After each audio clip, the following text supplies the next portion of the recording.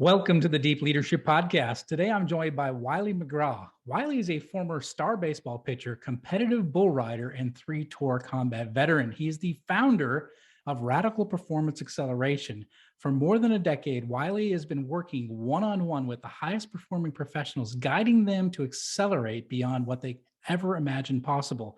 Wylie believes that self-mastery can be attained by pushing beyond our comfort zones to discover new levels of performance. And I'm excited to have him on the show and learn what he is doing to help business leaders become high performers. So Wylie, welcome to the show. John, thank you for having me, brother.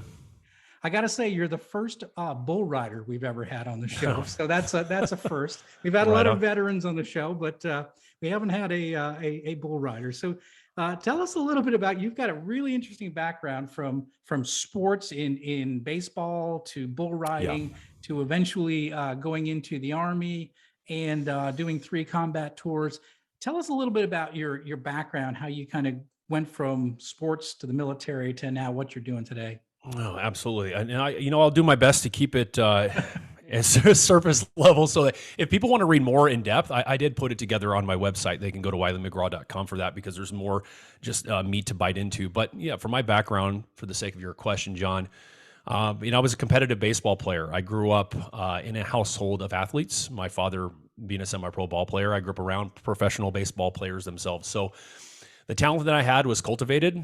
It was an exciting time for me as I got older. I played year in and year out religiously, and it got to the point where it was not satisfying who I was. I was no longer playing for the love of the game. I realized the compartmentalized nature of the sport and the pressures that were placed upon me, not only from the outside, but also that desire to try to keep up with what my expectations were as a star pitcher. And eventually got to the point where that competitive sport of baseball just didn't serve me to be where I wanted to be. So I ended up finding rodeo, believe it or not, as a very enticing, more holistic environment. I was introduced to certain rodeo cowboys, some professionals, et cetera, that kind of took me under their wing and really pulled me into that seductive world of riding wild beasts. And I found this newfound power ignite within me being in those environments. I found myself embracing the unknowns, because in that world, you can get severely injured or killed,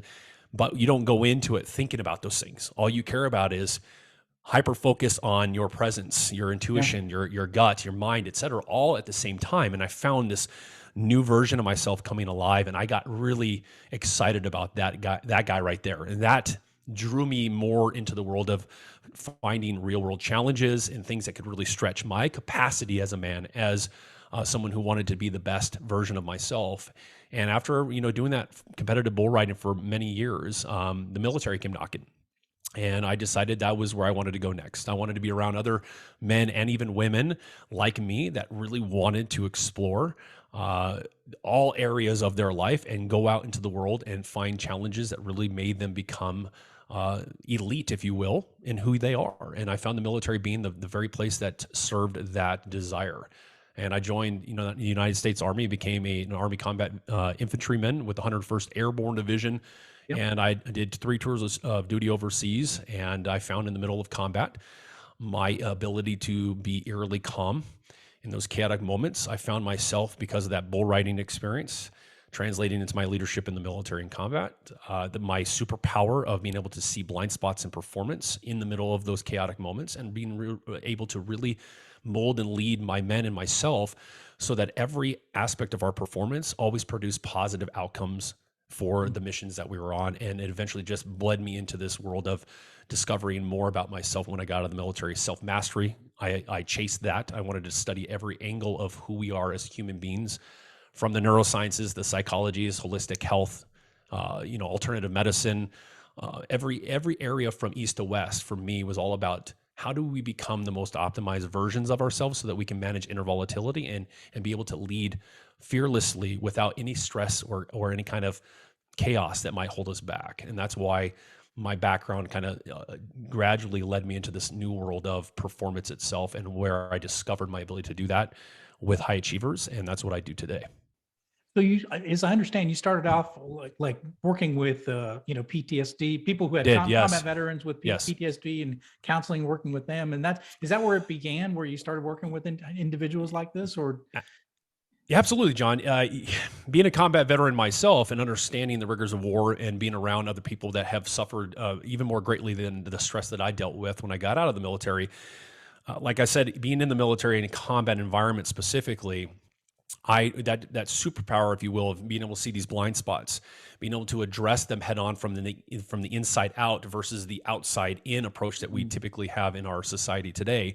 I naturally just found myself connecting with other combat vets. I worked with SEALs, Force Recon guys, buddies of mine that were Green Berets. We just stayed connected, and I gave them the environments as a veteran to actually deal with, face head on the stress that they were carrying around, which is what allowed them to accelerate their healing, getting off their medication, being able to have better sleep at night, having better relationships with their wives, their children, their partners, etc. And I found that in that work that I built this business around creating these environments. You and I are both vets, so we understand the environments matter to who we are and how we perform. It wasn't a system that I put together. It was providing them the atmosphere and the challenges in real time in relationship with them that truly allowed them to actually accelerate to that level of healing that they desired. And then eventually it got to the point where word of mouth, they were introducing me to their doctors, their chiropractors. I had friends that were connected to professional sports. And then I just became a referral based resource that was passed along to different industries. I imagine everyone that you were working with starts from a different, point, like you're working with a professional athlete, they might be at a high level of their game already, right? But they're still Sure. dealing with some level of something that's preventing them from getting to the best version of themselves, right? Where you Right. might have, like I said, a combat veteran dealing with something very specific, right? And whereas you might be dealing with a business owner that has a completely different hang. So I imagine everyone that you start working with is at a different level in their journey. And is it part of what you do is kind of spend time with them and assess where they're at and where the big challenges are in their level of performance, or what's stopping them from getting to where they want to be? Yeah, I like that you said that. Spending time with them is key. Again, it's the way in which I approach. We talked prior to even get on the show here. Is I might be old school, and I like the handshake. The spending time together, getting to know each other, calibrating. I call it calibrating to each other to see where that person really is, because most people think they know what, I would say, annoyances or problems they might be dealing with, stresses they might be carrying around. But at the end of the day, until they're put in these environments to actually face them, they're not really going to understand truly what's actually plaguing them. So everyone is at a different level, and the nature of who I am and what I've been able to build and why I focus on leaders is because of the capacity that they've already been able to create in their life. Like you said, that pro athlete has a certain level of success, but most human beings, if we consider the neuroscience of things, the psychology of things, there's a lot of the subconscious playing out here. There are a lot of past life experiences that people have not actually dealt with, addressed head on. They haven't done any real work around that dynamic nature of themselves. They have circumvented it, overridden it, swept it under the rug, all for the sake of creating that notoriety, that financial success, the status, etc. And all of those aspects of themselves that they have not really addressed still sit there, and they still actually fester until you do something about it. And that does, in fact, hinder their power. It hinders their potential, and it does not allow them to be as optimal as they really want to be. And it's amazing how some humans can create the levels of success that they have, carrying like that rucksack on their back and wearing them down. Yeah, interesting. You call yourself a performance accelerator. Why do you? And you say you don't help people. You optimize them. You optimize them. So explain the difference.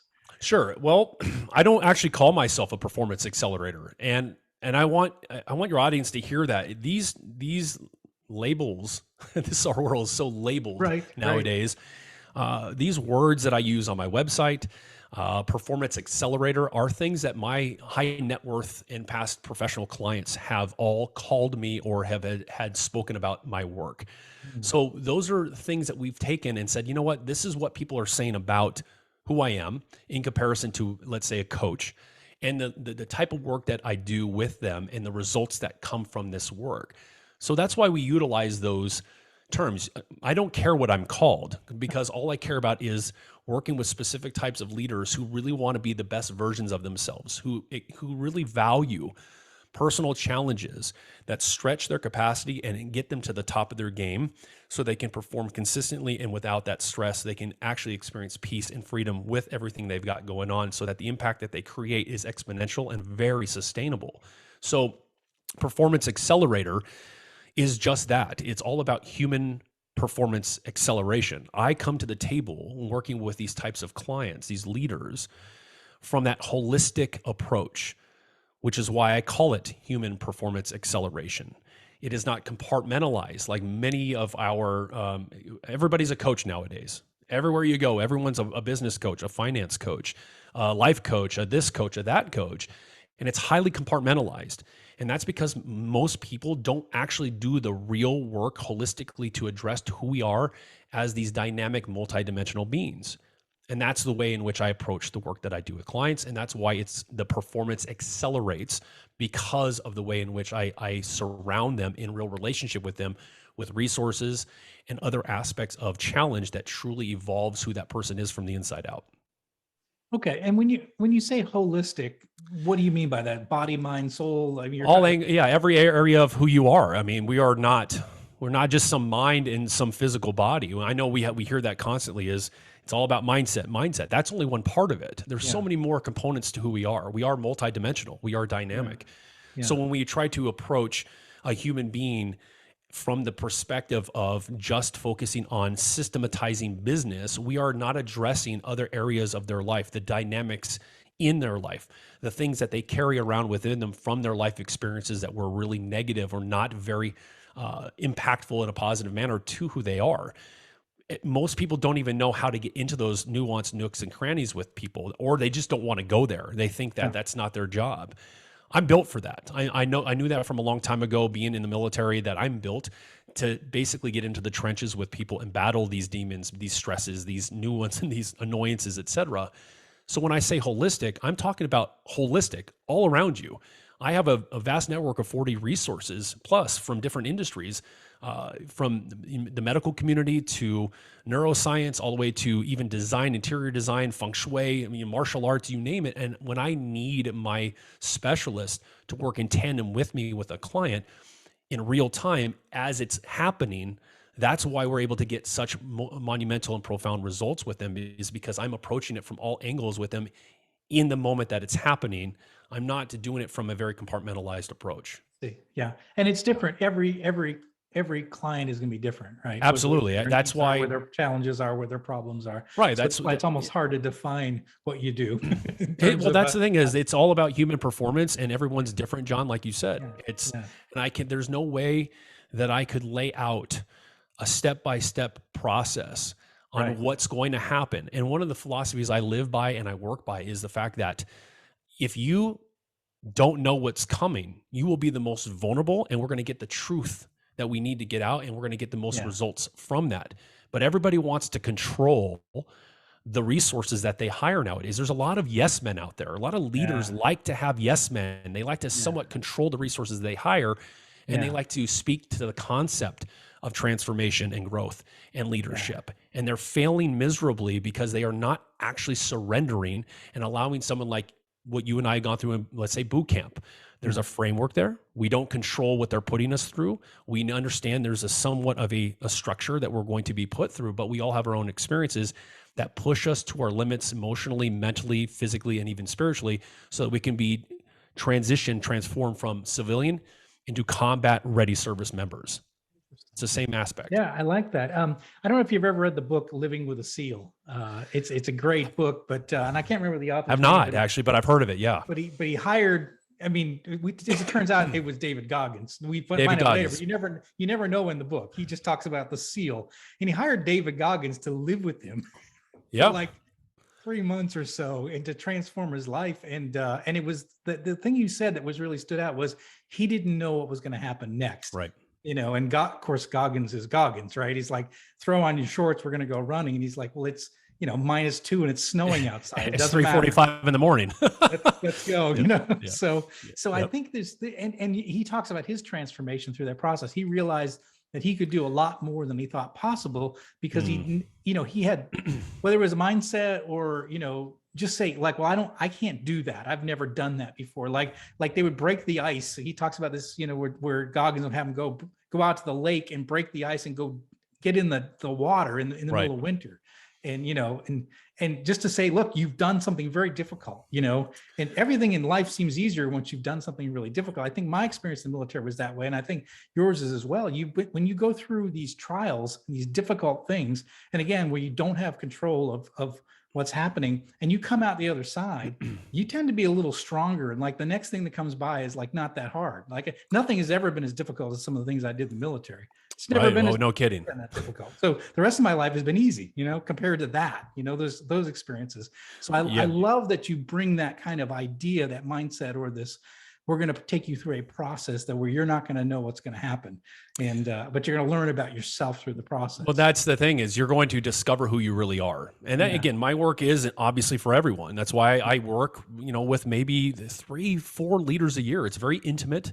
It's very exclusive. I do provide a Navy SEAL-like concierge experience where I put leaders in real challenges in real time, 24/7 for a specific amount of time that we've committed to in a relationship that actually transforms who they are by making them face, deal, and manage and battle through every angle of their life that has not allowed them to be optimal. And these are leaders that truly have built so much, wealth.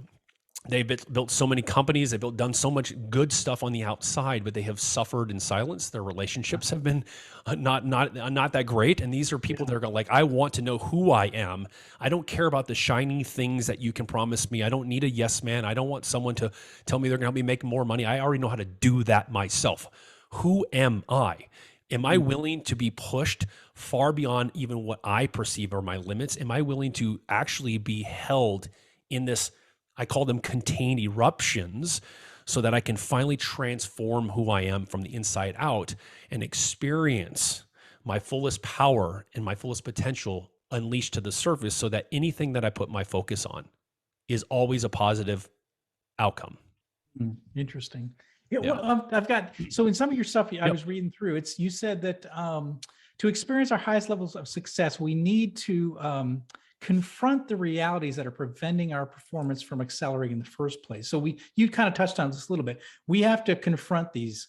So what do you mean by that? How do you dig into these areas, and why do many leaders get stuck? What are some of the things that people get stuck with? What are these mental blocks, physical blocks, memory blocks? What are the things they get stuck with? Oh, let's dive into that quickly. Yeah. I'll go with what you asked first, was the realities that prevent us from accelerating in the first place. Again, we're all different. We just talked about that briefly for a moment. Is what realities that you are experiencing in your life that have you not actually addressed, dealt with, faced, or actually battled? Those, whatever they might be, whatever reality it is, it can be dysfunction in your family dynamic. It could be past experiences with business partners who have screwed you over out of tons of money and caused you to tank and collapse. Whatever a life experience is that created a massive impact on you, if you don't do anything about them, if you just let them fester, and you have dynamics that were built from that dysfunction, that is a reality that will prevent your power and potential from being fully optimized. So until you do something about that in real time, and I'm not talking about firewalks, I'm not talking about going to seminars, I'm talking about being put into very uncomfortable positions in real time so that you can actually do something about it. Then you will never truly know who you are without all of that, I would say, baggage hanging off you. Like I call it the rucksack you're just carrying around. Why are you carrying that rucksack around? I know you've gotten used to it, but at the end of the day, that's still weighing you down. There's a way that we can reduce the weight that you've put in there so we can make you more elite when you're out there humping those mountains and you got to get to a mission and complete that operation. So that's one part. But the other part of it, how you do that, is you need to be willing, we talked about again, is be willing to be put into environments that are highly uncomfortable, that are unknown to you, that you cannot control, that shock you. If it does not shock you, it will not change you. And until you do something about that and you stop hiring these yes men and you stop wasting your time on systematic approaches to mindset and business, et cetera, and you really look at what type of resources you're bringing in that can really push you, stretch you, and challenge you in the ways that you need them to, that matches your capacity to perform, you're really never going to understand truly what you're capable of. It goes back to the military. I really like to use that, especially talking to another military guy, is again, that's why Navy SEALs are they way, the Green Berets, Rangers, et cetera. All of us, when we're in combat, we understand that the training they put us through, the way they broke us properly, they made us suffer properly. They made us deal with ourselves in those moments with no sleep, no food, constantly pushing us despite our discomforts. We're able to operate flawlessly in the middle of a chaotic environment. Why? It's because we don't have control over the training. So the same thing goes to your performance when it comes to your business, your life, your relationships. Yeah, it's interesting. I was listening to another podcast you were on, and you say one of the, you say the stressful situations you put in. You are a skydiver, and you love jumping out of airplanes. And one of the things you do is you will show up. You'll take your client to a jump, and even though they need to, if even though they've never done it before and they have no idea, and you just show up to an airfield and you're going up on a plane, right? And you're going to doing a tandem jump. Absolutely. And I jump out with them if I need to. If that's something I feel is necessary, they're going to do it. And everyone says, I want to go. Everyone, I heard it. It's kind of a funny, more street term that I heard a long time ago. It says everybody wants to do gangster stuff until it's time. Yeah. Everybody wants to be a gangster until it's time to do gangster stuff, right? Right. The same aspect of it. Everyone wants to talk about doing these amazing things, but when you're put in those positions, it really showcases who you are. And one of the things that I think Anne Frank was quoted this, and The Matrix talks about it as well. And this one philosophy that I operate by is you only truly know someone when you fight them. So until you put them in these uncomfortable positions and you confront them the right way and you really push their brink of who they are, you're never really going to get the best or truthful version of who that person is. Same thing with skydiving. Is I will put them in the door. They think I want to go skydiving until that door opens, and then instantly everything hits them, and they go, "Oh my gosh, I had no idea this is what's going to happen to me." And then you don't have any choice now. We're going out of the airplane 2.5 miles. So I love it. I think it's a great tool to use when I need to. Yeah, interesting. It won't be me though. I won't jump out of a plane. No, is that right? Oh no. See, John, we're gonna have to link up and have to break it. See right there. We're gonna have to link up and break that.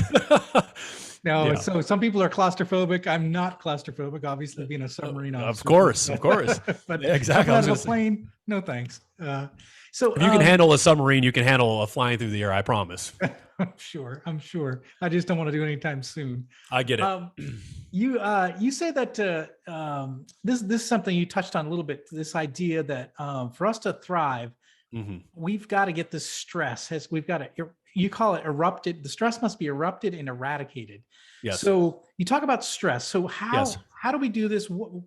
How do we see, face, and conquer our stress? That's the thing. You say that's a key part of what you do. Absolutely. Well, we can label it anything. I think we all have our different definitions of what stress is. Okay. First and foremost, we believe and understand that stress is a part of life, and we have chalked up many things when it comes, especially being business owners and business leaders, as the cost of being human. These are normal. This is what we should expect. There's nothing we can do about it. All we can do is cope with it. And we've got industries that are built around coping with stress. And I come to the table understanding that we're always going to have stress of life itself. When you're operating, when you're running a business, you're running a podcast, whatever you're doing specifically, there's going to be normal stresses, as I call them. But when I'm talking about stress, I'm talking about, like, I'm talking to this billionaire, and he likes to utilize the word annoyances. For him, he doesn't want to be told he's got problems or stress. He's got annoyances. So it's still a stress. Traumas are still stress. And when you are able to face those things that have caused that head on and actually be put in these unique positions where most coaches and consultants won't really go or don't even know they need to go, those stresses are going to plague you. They're going to fester. They're going to cause blind spots, and they're going to cause problems that create perceptions of what you think are limitations and what aren't limitations. Erupting stress happens when you are contained in a real dynamic, in an environment that is meant for you to become your best. When you have control over like a program or an online thing, you're not really being as contained, and you can kind of go through the motions and get things done the way you need to get them done. And it might have some benefit to you. I'm not knocking things that are out there that do have some benefit to create systems and structures, et cetera. but human performance is a different beast altogether. And eruption matters. And when you have what I call contained eruptions with me, when I'm in the presence of someone, they cannot hold on to the things that they carry anymore. And then I start to do something about it where I might make them go address X, go do this over here, pick up the phone and call that. We're going to make you experience what it's like to throw up that terror, that fear, that stress, if you will. That's an eruption. And most people are having these uncontained eruptions out in the world. We have got leadership right now across the globe as we see it that are just having these uncontrolled eruptions constantly, and it's negatively impacting people. It's causing this division between us constantly. Politicians are doing it specifically. And the right environments, the right containment creates the proper eruptions for you to then actually eradicate those stresses, which is possible if you only have someone who knows how to put you in those contained environments. That can actually accelerate your capabilities, because underneath those stresses, and we're using that term, John, underneath that is your potential. It is your alignment. It is your power. It is your capability. It's kind of like having a dirty fuel that we need to clean up. So when we can get those eruptions out, we can eradicate those stresses permanently, and then you can manage the inner volatility, the external volatility, and the normal stresses of life, so that anything and everything that you do is navigational. You can navigate it, it's sustainable, and you're able to actually create exponential growth, and you always experience momentum in the right direction. That makes sense. Yeah. Yeah. What, I mean, just, you don't, obviously I don't want you to reveal any names, but what are some, just maybe some stories of some turnarounds when leaders have faced these stresses and overcome them? Maybe give us some examples of maybe what type of things they've overcome, and then what kind of, what was on the other side of getting through those tough things? And that, I'm happy to share, I think a couple, I would say, they call them case studies, I guess. That's probably the best. It is so that, again, that's why it's for me, it's such a difficult thing to really explain, because our minds want to hear this case study and they go, wow, he went from this to this, and this is the result. And that I understand, and I'm going to share that. I'm happy to do that. But I want to just make it clear that it's so nuanced in the way in which, especially that I approach the work I do with these leaders, that it's so hard to really explain to people to grasp why I might do something to someone in the moment I do it, and the reason why we're doing it, and how completely different and outside the box it is to the average person. But the results are the things that speak for themselves. So I'll give you an example. I'll give you an example of someone, a public figure. I even talk about him on my website. It was a significant moment in his work with me where I knew his story from childhood. Understood that. I understood his background, 30 plus years in the personal development, info marketing world, et cetera. And his friend introduced us. He was burned out, at his wit's end. He was about to give up. He was fried. Him and his wife were struggling, his child, et cetera. There was this whole whirlwind tornado of chaos happening around him, despite the massive amount of success that he was able to create. And in the work that we were able to do together and be in this relationship with him, in his life with him, we talked about David Goggins earlier, it's not abnormal for me to do every aspect of that. Is I'm involved in your life. There's no coaching here. It's like I'm going to experience where your relationships are, who you are, what's going on, how you address them, how you interact, speak, communicate. Every area of who you are is going to be exposed. And one major profound moment, getting ready for an event, we were hitting a massive amount of resistance around his ability to truly just feel at peace with money. Finances were huge. Made 50 million online, ran multiple 8-figure businesses. You would think on the outside, how does he have problems with money? This guy's a public figure. He's done some really amazing stuff, worked for some of the biggest people in the world. But behind the curtains, which with most leaders are the problem, is where the truth lies. And people like to see it from the outside. When you pull that curtain back, you get the real truth of who they are. It's not in alignment. So what I was able to do, John, and this is the whole gist of it, just to kind of land this question with a good answer, is understanding the terror that he had around finances, where it came from in his childhood, what he had experienced, and why he was bleeding constantly, no matter how much money he made. I knew I needed to do something radical for him to truly erupt that terror, because that terror was going to screw him at his event. He was not going to make the money he wanted to make. I could see that. I could feel it from him. And I was able to put him in a position where we were working on a project together at his house And I said, here's what I'm going to do. I'm going to go get food and I'm going to come back, but I'm only going to come back after you've done this. I'm going to put you in a position to really challenge you. And you're going to pick up your phone and you're going to call every single billionaire, public figure, friend, celebrity, and you're going to ask them for financial support. Mm-hmm. And at the end of the day, the way he reacted to me in that moment, I knew I hit it on the head. I said, I don't care about what you think is right or wrong in this moment. I know that by you doing this, the only way we're going to get you to face that terror around around your money and why you're constantly bleeding and not able to hold on to it is because you've never dealt with the experience of your childhood. You've never dealt with people screwing you over. You've never dealt with confronting and actually showing yourself to be vulnerable and needing help. You've never done any of that work. The only way this is going to happen is this challenge. And that's the kind of challenge I put him through. And he freaked out, panicked, but he still did it. And every single one of his friends was supportive. Some never answered or responded, and that's fine. Some people said, I can do a little bit for you here and there. The point here is it doesn't matter about him getting that actual financial support. That wasn't the point of the exercise or the challenge. The point of that was to put him in the position to face that terror by addressing and showing people, here's how vulnerable I am. Here's who I really am. Here's where I really am. You might think that I'm successful here, but I'm not. And I need you to know that. I need your help. And when he did that, whole new version of himself when I came back, completely a different, he looked different. His face looked, his body, his demeanor, his energy. And he went to his event 2 days later and he made 5 times the amount of money that he had ever made at any 3-day event he ran. And it was just the way he approached his confidence on stage. People felt him differently. People were coming up and going, who are you? What are you doing? You're a different person. I've been following you for 20 years. I've never seen this version of you, simply because we were battling through a demon he just was not looking at and he was unwilling to look at, that no other business coach could ever put him through.